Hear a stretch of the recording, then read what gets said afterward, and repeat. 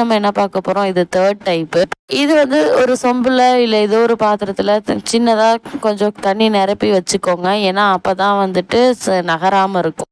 இழுத்து பிடிச்சி கட்டுறதுக்கு நமக்கு ஈஸியாக இருக்கும். அதே மாதிரியே தான் நம்ம ஃபஸ்ட் டைப் கட்டணும் இல்லைங்களா, கரண்டி வச்சு. அதே மாதிரி தான் இது வந்து சொம்பில் கட்டுறோம். அதில் வந்துட்டு அந்த 2 லேயரோட இது வந்து தெரிஞ்சிருக்காது. 2 நூலுமே தெரிஞ்சிருக்காது. இதில் வந்து நல்லா 2 நூலும் தனித்தனியாக தெரியும். இதில் கட்டுறது இன்னும் கொஞ்சம் ஈஸி. ஓகேங்களா. இப்போ இந்த 2 கோடும் தனித்தனியாக தெரியுதுங்களா. இதில் அதே மாதிரியே தான் மேலே ஒரு பூ கீழே ஒரு பூ அப்படிங்கிற மாதிரி தான்.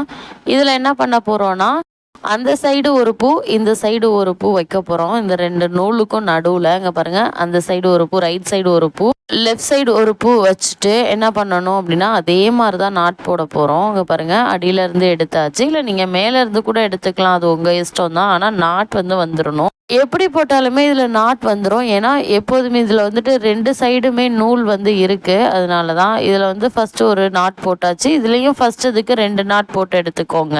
ஓகேங்களா. இப்போ அடுத்து நம்ம வைக்க போகிறோம். அடுத்து வந்துட்டு லெஃப்ட் சைடு ஒரு பூ ரைட் சைடு ஒரு பூ வச்சுட்டு இப்போ பாருங்கள், இப்போ எவ்வளோ நெருக்கமாக இருக்குன்னு சொல்லிட்டு அதே மாதிரியே ஒரு நாட் போட்டு எடுத்துக்கோங்க. நூலை ஆப்போசிட் சைட் போட்டுட்டு இழுத்தீங்க அப்படின்னா நாட் விழுந்துடும். இந்த பூ மட்டும் இல்லைங்க, எந்த பூ நீங்கள் கட்டினாலும் பூ வந்து டைட்டாக பிடிச்சிருக்கணும். ஆனால் ரொம்ப இறுக்கி அந்து போயிடக்கூடாது. அந்துச்சு அப்படின்னா அடுத்தடுத்து இருக்க பூ வந்து அப்படியே லூஸ் ஆகி விழ ஆரம்பிச்சிடும்.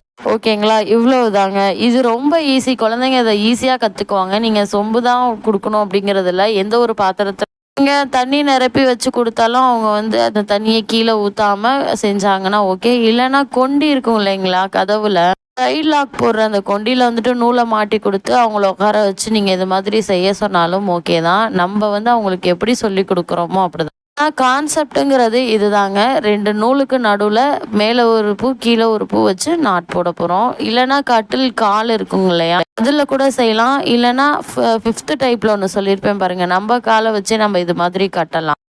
அவ்வளோதாங்க. இதே மாதிரி தான் நம்ம ஃபுல்லாகவே நம்ம கட்ட போகிறோம். இது பார்க்கும்போது ஃபஸ்ட்டு ஸ்டார்டிங் பார்க்கும்போது என்னடா இப்படி இருக்கேன்னு தோணும். ஆனால் கட்டி முடிச்சதுக்கப்புறம் பாருங்கள், ரொம்பவே சூப்பராக இருக்கும். இவ்வளோ நெருக்கமாக நம்மளால் கட்ட முடியுமா, இவ்வளவு தானா, இதுக்கு தான் நம்ம வந்து இவ்வளோ காசு கொடுத்து பூ வாங்குகிறோம் அப்படியெல்லாம் தோண ஆரம்பிச்சிரும். இருந்தாலும் அவங்களுடைய வேலையை அது நம்மளால் முடியாத பட்சத்தில் நம்ம கடையில் வாங்கி பூக்காரங்கள்ட்ட வாங்கி வைக்கலாம். இருந்தாலும் கூட நம்ம வாங்கி நம்ம கட்டி நம்ம வைக்கும்போது நமக்கு இருக்கிற ஒரு சந்தோஷமே தனிதாங்க. இது வந்து குழந்தைங்களுக்கும் சொல்லி கொடுங்க, உங்களுக்கு வந்து ஒரு இன்ட்ரெஸ்ட் வரும். இப்போ ஃபைனலாக ஓரளவுக்கு ஃபுல்லாகவே கட்டி முடிச்சாச்சு. இங்கே பாருங்கள், அவ்வளோதான். நீட்டாக சிம்பிளாக எவ்வளோ ஈஸியாக நம்மளால் பூ கட்ட முடியுமோ அவ்வளோ ஈஸியாக நம்ம கட்டலாம். ட்ரை பண்ணி பார்த்துட்டு எப்படி இருந்துச்சு அப்படிங்கிறத கமெண்ட் பண்ணுங்கள். அது மட்டும் இல்லாமல் இன்னும் நிறைய கிராஃப்ட் ஒர்க்லாம் நம்ம சேனலில் இருக்குது. அதையும் நம்ம சேனல் பேஜில் பாருங்கள். இன்னும் வேறு என்ன பூலாம் வச்சு எப்படியெல்லாம் கட்டலாம் அப்படின்னு நீங்கள் கேட்டிங்க, கமெண்ட் பண்ணிங்கன்னா அதையும் நம்ம ட்ரை பண்ணி நம்ம வீடியோ பண்ணலாம்.